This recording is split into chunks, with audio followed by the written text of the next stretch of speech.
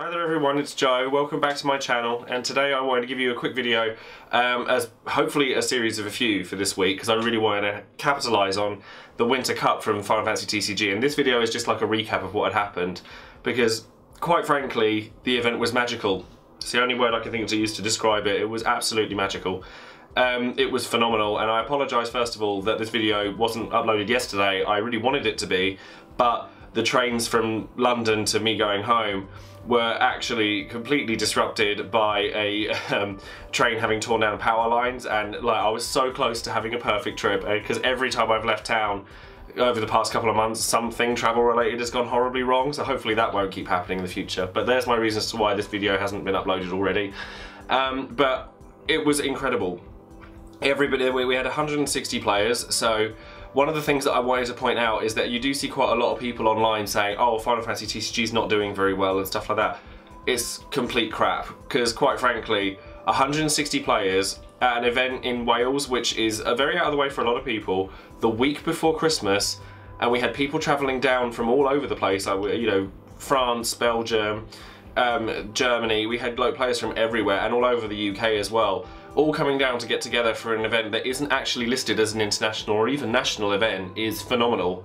And 160 players is a lot of players for something like that. I myself didn't play because I was there to work, and it was very, very busy. I'd have loved to have done like a full-on vlog while I was there, but I was so busy I didn't even have time to pull a camera out, and the few times that I did were to do with my deck workshops, which I will get to in a short while. But unfortunately my sound on my phone decided that it didn't want to work, so I will put the videos like where they're meant to be, but I will sit there and I will say to people, oh well, this is how it went, but I'll find some spin on it and I'll make it work, don't you worry.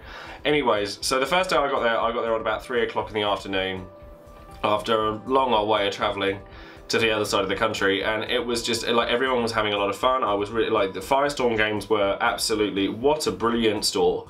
Honestly, check them out. I'll leave a link in the description box below to their Facebook page and what have you.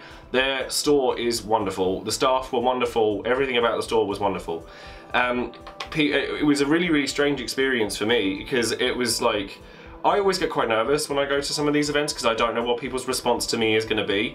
I don't know whether people think that I talk a load of rubbish or whether people really like what I do and stuff like that, but honestly the amount of love I got from that room was amazing. I mean, I wanted to point out that first things first, that like people were like giving me gifts and things like that, only little ones, but they mean the world to me. Like Pedro from Band's Final Fantasy Corner gave me this, and I'm absolutely in love with it, because everyone knows that my primary reason for liking Lightning is her fashion sense. So like to have something like this is really, really wonderful. I didn't get to play in any pre-releases, so Alexander, a friend of mine who I'd met last year, gave me a pre-release Cloud, which I didn't have up until now, so thank you very much for that. And then Firestorm Games actually gave me a foily Beatrix, which I didn't actually already have. So all stuff like this means the absolute world to me. Even like the smallest gestures can mean everything to a person. It's not necessarily me, but I try and like give to people wherever I can, because I think it's such a really big deal just to make people feel good about themselves. And this definitely did that for me. So to the three of you, thank you very much for doing that. It was really, really wonderful. Going on to the tournament itself, I wasn't really present to watch the tournament because I was doing my deck workshops and things like that over the course of the weekend, so I didn't get to see a lot of it. But the top 8 cut was consisting of, from what I remember, 5 mono water decks, 2 wind lightning decks, both of which contained Onion Knight. So to all those people that said to me during my review that Onion Knight was, I said Onion Knight was amazing from day one, and everyone were like argued with me and say no, it's not very good. This tournament tells you otherwise, and let me just be the first to say I told you so. And I know that Joshua Freeman Birch was in the top 4, and he actually has a Tumblr post on his deck list, so what I will do is I'll leave a link in the description box for you so you can go and check that out instead of me doing a video on it, so you can kind of see his content. And then also a mono lightning deck I believe was in the top 8. And then I will be posting very, very shortly my new friend Anthony's winning deck list, which was a mono water deck, and he gave me his deck list so that I can provide that for you guys so that everyone can come and have a look at that, and that will be the video that will pretty much be uploaded immediately after this one, so you'll have that to look forward to. I also got to play a lot of Dissidia NT, which was, I mean, I've been looking forward to that game for a really, really long time, and I've been looking for a way to kind of diversify some of the content that I do with this channel. So I can either go one of two ways. I could either go with other card games, which honestly I don't think I really want to do. I've been in that industry for a very, very long time. It doesn't interest me as much as it used to, apart from this game. And, you know, I mean, if something comes about, like, you know, if I get back into UFS again or something like that, then I might do that. But the chances of me doing things like Yu-Gi-Oh! And Magic again are very, very, very minimal. Or I can go the Final Fantasy route and do other things to do with the branding. And I love Final Fantasy, as you can see here. And have done since I was very, very young. So to have a channel that celebrates a franchise that I really love is actually a massive privilege for me.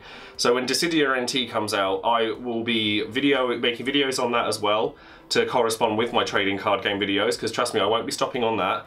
And I'll hopefully be doing some streaming to do with that as well, so you'll have that to look forward to, because I would love to have a game to really focus on, and I have a long history with fighting games as well. I used to play Street Fighter at tournaments all the time, so I'm really looking forward to Arcade Edition for that. But Dissidia NT is going to be something that I've heavily focused on in the future.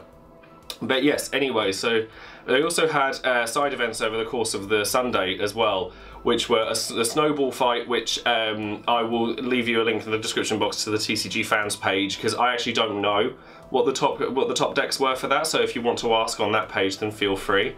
I could have done it myself, but honestly I wanted to get this video uploaded as quickly as possible so I could provide you with some information on what went down over the weekend.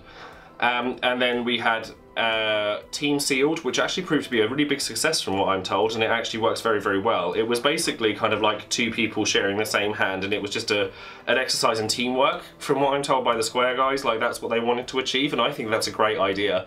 So that I really loved. And then I had my deck workshops, which I built. What that was I built 3 decks, you know, one for each session. And I built them in front of players so that people could basically see why and how I build my decks that I put online. And I wanted to make it an interactive experience, and I like asked people what their feedback was, like what would you change, how would you change this, is this card the right thing to run, etc, etc, etc. Basically just trying to give an insight as to how my processes work when I build a deck. And it went down brilliantly. Like, I mean, it was quieter at the beginning of the day, which I was to be expected because a lot of people were signing up for various different sort of side events that they could actually play a game in, and that was fine.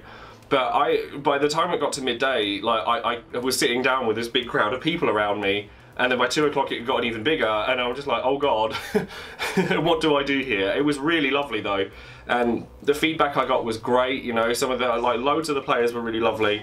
I hope that I provided some information and some insight and some new things for them to think about, or for you to think about even, and, you know, did my job well, basically. That's what I hope for. And all 3 of those decks are going to be decks that I'm going to be posting on this very channel very, very shortly. So you'll have Ice Earth FF6 to look forward to, Wind Water Zemus combo to look forward to, which actually provide, like, I did drop a game with that while I was playing it over the course of the day. But it's because I decked myself out because I drew way too much, way too fast, and it was my fault playing it rather than the deck. So I'm really excited for you guys to try that out. And then lastly, a Lightning Fire Final Fantasy VII Crisis Core based deck, because I think that having something thematic for you guys to have a look at would be really cool for you. So you've got all of those to look forward to. And that was pretty much the weekend. Like, the only bad thing I have to say was the trains coming back home, and honestly, that's fine. You know, I'm here, I'm back at home, I'm safe, it doesn't matter, and it was such an amazing weekend. Like, honestly, stuff like that, events I adore purely for that reason. Like that, you know, I couldn't say anything more. The evenings were even amazing. I spent some lovely time with Alex Hancock's, Toby Henriette, and Pedro from Vans Final Fantasy Corsa. All 4 of us, we really bonded over the course of the weekend. It was really, really sweet, and I bonded with a lot of players over the course of that weekend, and I hope that I can just do that more. I mean, if anything, the only thing that makes me sad is that I couldn't organise some grand night out for everybody on the Saturday or Sunday night because everyone was tired, obviously. But maybe at the next event I'll have to organise something on a grand scale and maybe just do something like show everyone that the community for the Final Fantasy TCG really is one of the best ones we have, you know, in this industry, and I'm really proud to be a part of it, and I hope that you guys are as well.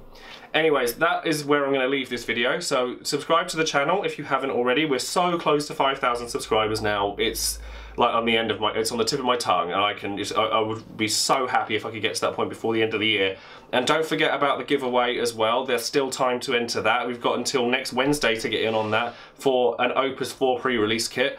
So definitely follow the link in the description box for that. Leave any comments. If you were at the Winter Cup and you wanted to say something, then leave a comment and let me know, and say tell everyone how good your experience was, or let me know if you saw me while I was there.